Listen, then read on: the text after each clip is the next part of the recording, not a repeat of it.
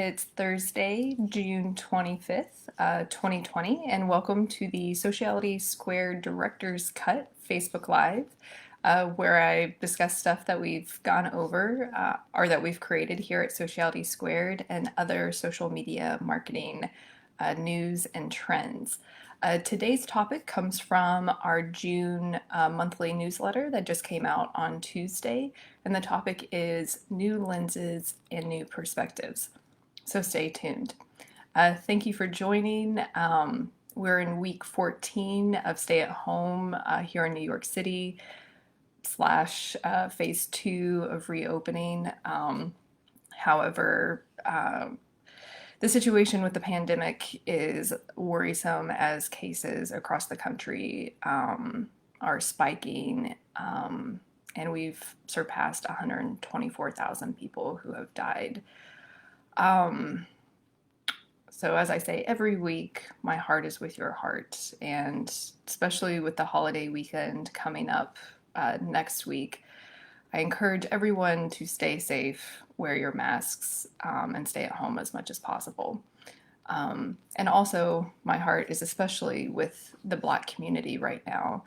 The trauma and grief of what has happened in this past month does not disappear overnight or with the next news cycle. And I'll expand on this a little bit more when we get to the main topic. If you're new, my name is Helen Todd, and I'm the co-founder and CEO of Sociality Squared. We're a full-service social media agency based here in New York City. We understand the magic of people coming together around what they value and love, and clients partner with us to grow their businesses and know that we always remember behind every screen is a person. In the comments to this video, there's some links where you can connect with us and myself. I'm Helen's Travels on Instagram and Twitter. Okay, so for today, just a little S2 news. We'll dive into our topic that comes largely from the newsletter, some updated social media news, and our inspiration, which is RD, our Robin RD Kelly, which I've mentioned before in 2 weeks, but our newsletter is kind of a roundup, and if you missed it the first time, this is a reminder to check him out. Okay, so for the S2 news, there's not too much. I've been on a spree of presentations and talks, it feels like. The only thing that I wanted to mention today is that next week, ahead of the 4th of July weekend, I will not be doing this broadcast on Thursday, but we'll resume on Thursday, July 9th. It's hard to believe that we're almost halfway through the year. But do, if you haven't already, like this page and you'll get notified when I go live when we come back, or when I come back. Okay. Otherwise, not too much going on. We're kind of in that summer period.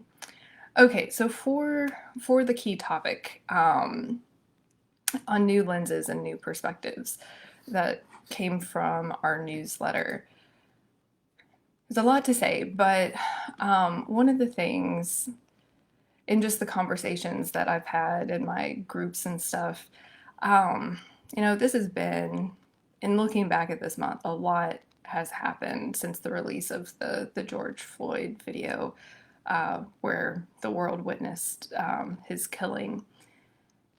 And even though it's not the first time, unfortunately, that an unarmed Black human being has been killed, the world has responded very differently this time. Some think it's because of the coronavirus that we're all at home, and just can't ignore it, that we're plugged in all the time. It could be because everything's streamed and it's hard to deny when there's so much footage. I'm not really sure why it's different this time, to be honest. Future historians will probably have some interesting perspectives that we don't, but it has been different this time. And even in this month period, we've already seen the marches that continue to happen every single day change some policies and in terms of police reform. There's discussions about whiteness. This week, I got invited a few weeks ago, but I finally got to participate in a white ally conversation that originated from my uh, home state in East Tennessee, which was so great to see that. And then also, so many brands and people coming forth committing to what they can do to be anti-racist and just bring the ideals of equality into fruition for the BIPOC, disabled, and the LGBTQ communities. And this month is also Pride Month too, on top of it all. Um, so there's a lot that has happened, and even though it's still very present, I've seen in some conversations where in networking groups that I'm in that it feels like it's gone back to normal, like business as usual. And it's not business as usual. I know how many people want to go back to some form of normalcy or want to define some sort of new normal that feels in their comfort blanket. But we can't go back to business as usual. This is we're at this. I've kind of started calling it on the precipice of a societal metamorphosis, where if we're really truly going to change the systems that got us to where we're at, it's going to look very different from where we're currently standing. But on the other side of it, if we truly get to equality, then the ocean rises for everyone and rises all of the ships. Um, so I expand on this a little bit in the newsletter, and I watched Beyonce's talk that she did for the students who graduated, and she just said it beautifully. The earth is ripping its band-aid off so we can really see our wounds, so we can acknowledge and nurture them. That's when true healing begins. So if you're watching this broadcast live, which I always appreciate my live viewers, or afterwards, uh, just remind yourself this is a marathon, and um, it can't be business as usual. If we're really going to see change that lifts everyone up, we can't go back to business as usual. Um, and then here at Sociality Squared, um, we've always been, uh, to the best of our ability, to be as inclusive and intentional as possible with our team and the content that we create, and how we operate as a company in the world. Um, and I don't want to ramble off a ton of examples. I put two in the newsletter. I've been on stage discussing diversity includes disability, and through our clients, especially this month, we've helped elevate and amplify Black voices. And we've over the years done trainings on accessibility and inclusion. And one thing that in the short term that I'm committing to is to bring in and hire someone who's been in the space for many years to do anti-racist training for our team and invite our clients to participate if they would like. And I want to give us time to think of what else we can commit to that can make the biggest impact within how we operate, without rushing to do a list. So many brands have, and that is still in the works, but I want to make sure that it's done thoughtfully. So I'm giving myself permission to spend more time on it, but that is in the works. And one thing in terms of just the theme is new lenses. And the first time that I ever this thought of the lens in which we see the world that it ever really entered my mind was in college. I was taking a class on like, it was really interesting. It was a history professor and looking at American history through film and through movies. Um, and one of the things that he had pointed out is that all of the films that we're looking back at, that we were watching to understand um, that period in time through pop culture and through these movies were all done by men, white men, and that we were seeing their perspective of the world. Um, and not to diminish that perspective by any means, um, but that it's a limited perspective. It's whoever holds the camera. Um, it's the perspective that we're seeing, and that really stuck with me. And then we've had the great privilege of working with so many photographers and uh, Leica Camera and the Leica Society through Sociality Squared to even broaden our horizons on the power of the lens and perspective. But beyond that, we each have our own lens that we walk through the world with. And one thing that I had typed up, we each have our own limits through the lens that we will walk through the world with. And here at Sociality Squared, we're always seeking to widen that lens and arrive at new perspectives and a broader understanding of the collective human spirit. In understanding the own lens that we walk through, I mean, we're getting new information, like even, I think, from people of all colors that are learning stuff about American history, like the one video that I recently watched and shared on my personal channels was like a 6-minute clip about the Reconstruction period and how many lynchings and white mob attacks there were that just really has not been part of American education, and you have to seek it out. But with new information, you look back through history and your own personal experiences and your own personal history through a new lens with this new information. Um, um, so that's kind of what I wanted to share today is one, I guess, reflecting on understanding the lens in which you walk through the world. Two, how can you broaden your lens to understand other people's perspectives? And we've discussed that many times over these broadcasts through listening, imagination, empathy. Um, and beyond empathy, I think another one that I mentioned was what do you do with these? Action. And you find clarity, or just you'll find clarity by taking action. But then also taking these lenses and looking back and with new understanding um, of in learning and unlearning what you know. Um, and our inspiration, I'll kind of skip to that section, really does speak to the power of who holds the camera, who's in front of it, and who's behind it.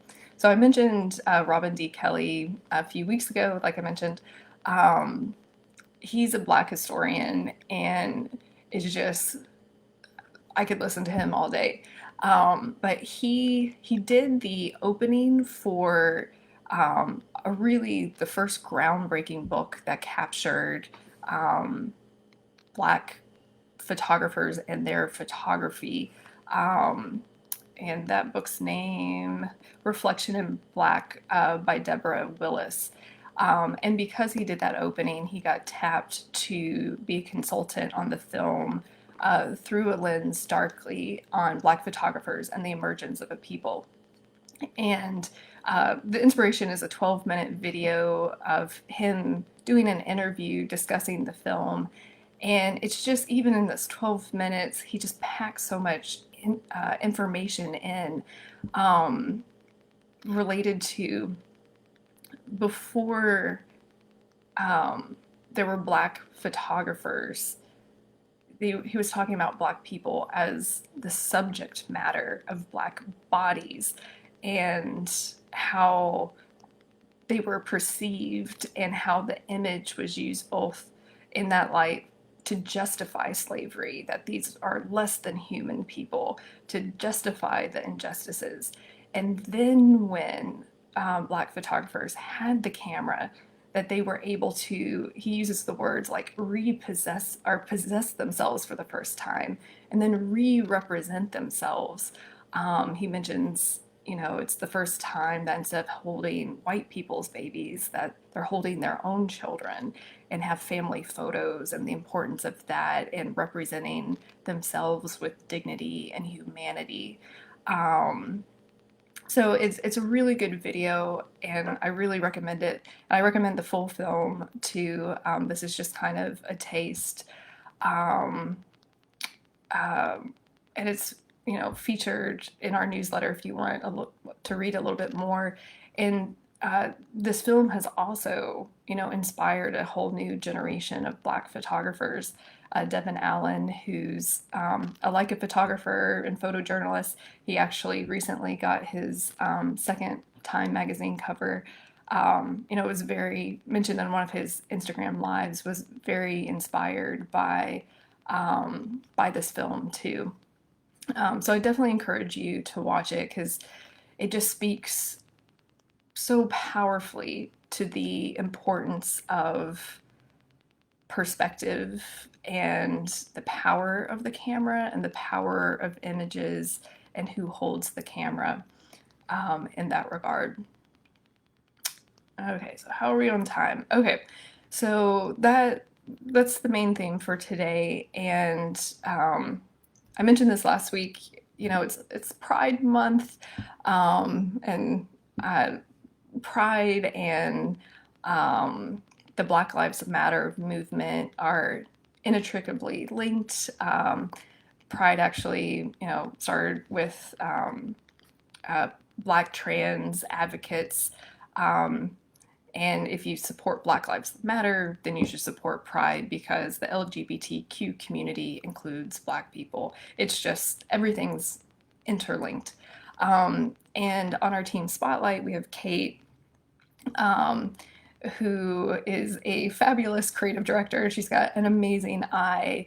I lean on her so much for, like, her aesthetics, and she just gets it.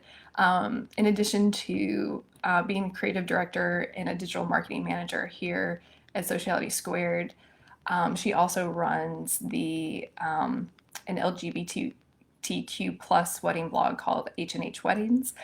So do follow her. And so we featured her this month as our team spotlight. And yeah, as with everyone and all the brands, it's just kind of like, how do you do your content? And she's really used her her other business platform, H&H Weddings, to elevate and amplify Black voices within the wedding space.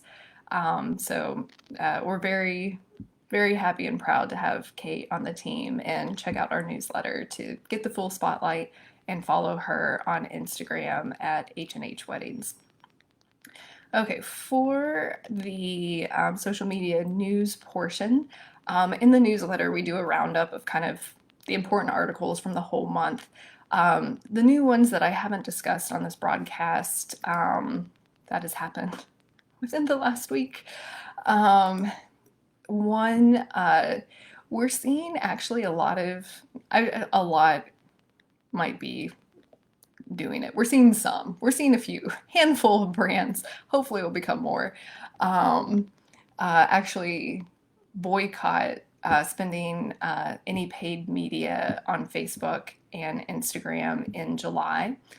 So far, it's been Patagonia, REI. I actually don't know the full list, so, and then I think I saw Ben and Jerry's is also joining, but don't quote me on that. So it's just interesting that, we talk a lot about, or not we on this broadcast, but I know my friend Jay, he always talks about, vote with your dollars, where you spend your money, support brands that align with your values. No, excuse me, my voice is scratchy. Mm.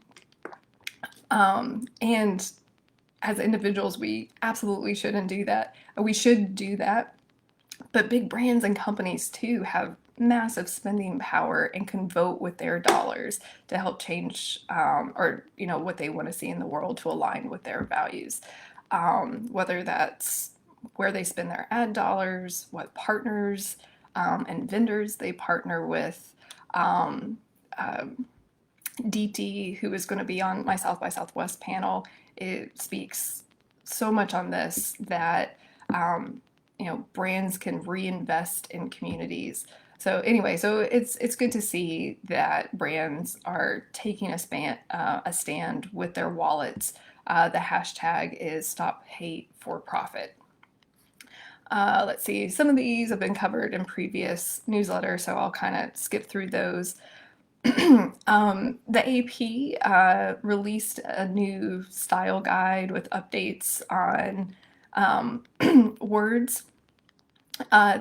You've probably seen that Black is now capitalized if it's in regard to a racial, ethnic, or cultural sense to people, and if it's referring to a color, then it's lowercase. So if you use the word Black in response to Black people in the Black community, it should be capitalized. And then they also have new language about gender neutral language, which we're extremely happy to see because it just makes it more inclusive um, for your readers and the full spectrum of the community who could read it. Let's see, what else is here? Oh, something that was interesting that the drum reported on, not interesting, like interesting and like red flag to be aware of, that some brands aren't running ads on Black Lives Matter content. And why they're not doing it is because of blocked keywords. So we've put together these lists for some of our clients. What this means is when you're running ads, you can also set your page to moderation, but if you don't want your ad to be run against an article that says that might be about the KKK clan, if you're selling soap, it's like you don't want your soap associated with an article about the KKK clan, which is understandable because brands get flack all the time, especially you see boycotts of brands that are shown on Fox News because of the content that Fox News does, as an example. So what brands do is they put together all these keywords of like that they don't want to be associated with. They could be just inflammatory, or could be hot topics. But because of Black Lives Matter, some of the keywords associated with it um, in regards to articles are heartbreaking and heavy, that brands are including them to be err on the safe side, but in doing so, they're not actually supporting the journalism that's covering these really important stories. And it's a fine line to walk of making sure your article doesn't show up on Breitbart about, a misinformation, inflammatory article versus a piece that supports the movement, that's done with journalistic standards and highlighting the injustices and change that needs to happen to address them. So brands do need to spend money to support journalism that's doing the important journalism on this. And there's a company that started called Check My Ads, where you can really see, to help resolve the issue, to help brands make sure their advertising efforts are done responsibly and helping support information uh, that needs to be supported. So that's something that's just interesting. As we're, some brands are boycotting Facebook and Instagram. Some brands are being really strict with their keywords, but we still need to support the journalists that are doing the hard work to bring us information on these subjects. Um, and then the other two articles are um, uh, I've touched on before. There was one under the Wired article, Facebook groups are destroying America. That's linked also about um, you know the the importance of local news and how Facebook is kind of killing that too. So I would encourage you to read both of those. But the one of the key points that is kind of mentioned in both of those is that Facebook groups are just kind of these little hotbeds of spreading conspiracy theories and false information that don't have the same moderation as the rest of the platform, because they're kind of set to be private in a certain sense, but the features that are both great about them also on the flip side can um, not be so great, to put it lightly. Um, so that is the broadcast for today. I think I'm actually under 30 minutes. So we always try to end on a positive note. Um, and uh, one of the, going back to Robin D.G. Kelly, um, I just encourage everyone as we look back at our own history with new lenses, and with what's going on, and as we look forward to what we want to see in the world, um, you know, just understand the lens that we walk through and ask ourselves how we can broaden that. And then, as always, I so appreciate you spending. Oh, uh, yeah, got Anthony. It's good to see you. Um, uh, Thank you for joining live, for everyone who joined live. And if you haven't liked the page, please do. And if you haven't signed up for our monthly newsletter, we only send out once a month, and you can check the links to read the full June newsletter. And then, just as a reminder again, I won't be going live next week for the 4th of July holiday, but we'll be back July 9th. And just stay safe, stay vigilant, and thanks again for joining.